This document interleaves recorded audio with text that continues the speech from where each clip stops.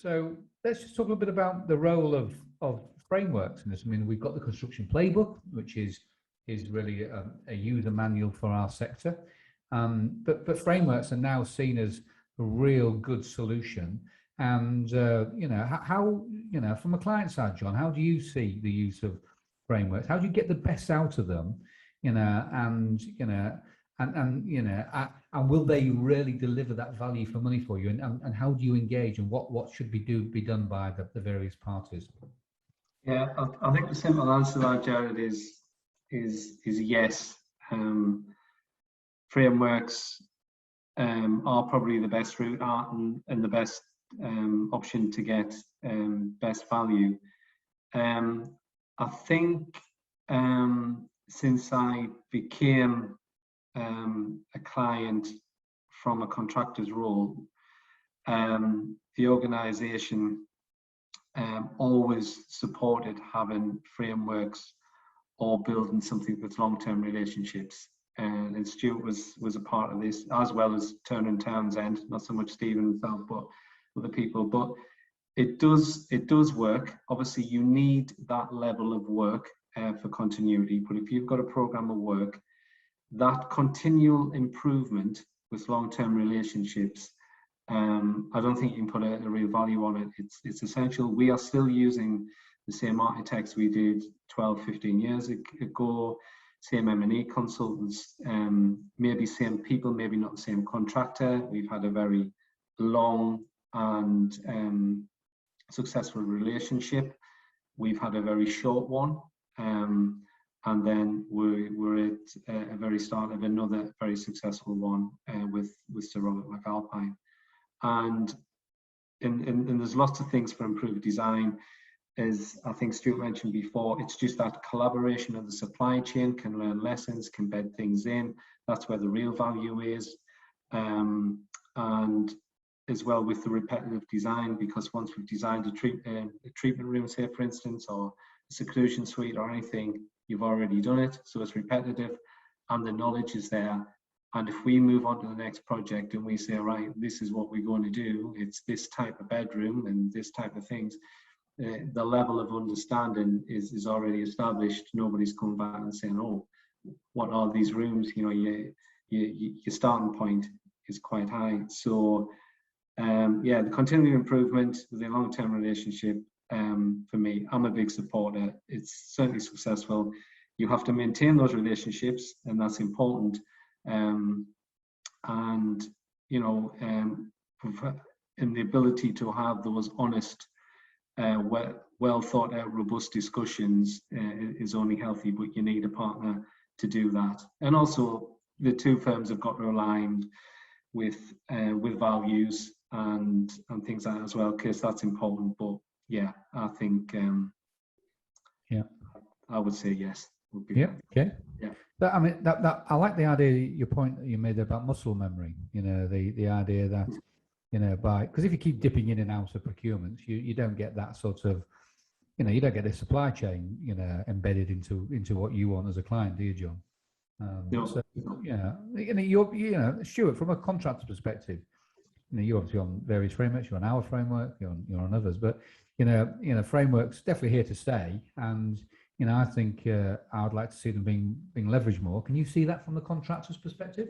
Absolutely, and I think the key thing here, you know, we all agree frameworks are a good thing, but it's all about context. And if you look at the context of the healthcare sector and clients like John and the projects that they have, you know, as client organisations, it doesn't get much more complex than the NHS and the entities within it. It doesn't, you know, multi-stakeholder environments that bring in clinical expertise, technical expertise. You've got really very rigorous, complex, iterative approvals processes in this sector.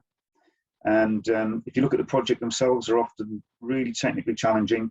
They're often in proximity to, you know, literally life-critical environments. Logistically challenging, and many public interfaces inside the site boundary and outside the site boundary. So when you look at that level of complexity, what does it take to be successful in those kind of environments? You need the ability as a contracting organisation to make a long-term commitment. And, you know, you need to be able to build teams with the right behaviours. And if you're approaching these contracts on a one-off basis, it's very difficult to do that and have that longer-term view. So, you know, we see with the benefit of frameworks, what they bring, the good frameworks, they have an overarching strategic platform, and they have some broader objectives and a longer-term time scale to allow you to build those behaviours and focus on values and outcomes. So, you know, from that point of view, I think it's particularly pertinent in the healthcare sector, and frameworks are essential. That's, I mean, that's great. That, I mean, and it's quite interesting that you actually align specifically to health about the use of frameworks, because obviously, you know, we are keen to promote frameworks into all areas of public sector construction, but health really does lend itself to it, doesn't it, because of the nature of it. And we're going to see an awful lot of investment over the next 10 years. So Stephen, well, you talked, you know, you're on frameworks, you're on our framework, you're on other frameworks. Do you have a similar sort of view, or can you, you know, talk a little bit about sort of Stuart's view and your view and see how they work? I think if I cast my mind back to when I first started procuring projects for the NHS, it was very traditional in how you did it.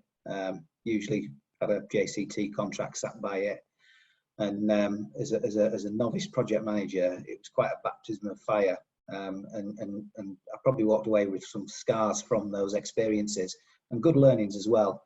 But as I moved through my career and working with some of the frameworks, I was fortunate, well, I have been fortunate on a number of occasions to work in framework environments with contractors that genuinely want to partner with a client. And when you can get that to its purest form, there is no better place to deliver a project. It makes it enjoyable for the client, it makes it enjoyable for the consultant team, and it makes it enjoyable for the contractor as well. And that's that utopian world that we all want to deliver projects in. So when I go into a client and they ask me how we should procure this, my starting point is always, we need to look to the frameworks and see which one suits our needs the best. I'll not pretend we don't come across some pushback from clients, particularly FDs, that think that there's a premium that you pay for that arrangement. And there probably is a premium that you pay for that arrangement, but over the life cycle of a project and then a program of works, that will more than cover itself. And that's the learning that we try and bring all clients on with us, because the benefits that underpin that relationship are almost unquantifiable. Albeit if I asked Stuart, he'd be able to pull out a slide which captures all the great things that he's done on the various frameworks, and rightfully so, because it's great literature and collateral that we can share with all the clients that we work with in the future. So yeah, there is absolutely a future for frameworks, and that would always be our starting point, I think. Okay, that's great. And I think I mean, obviously, I echo what you've all said on that. I think you know, there is a cost to doing it, but it's, you know, you have to make sure it's being delivered through the value of the overall project, and that's important. And it's great that organisations like both of you actually see that and help the clients understand it.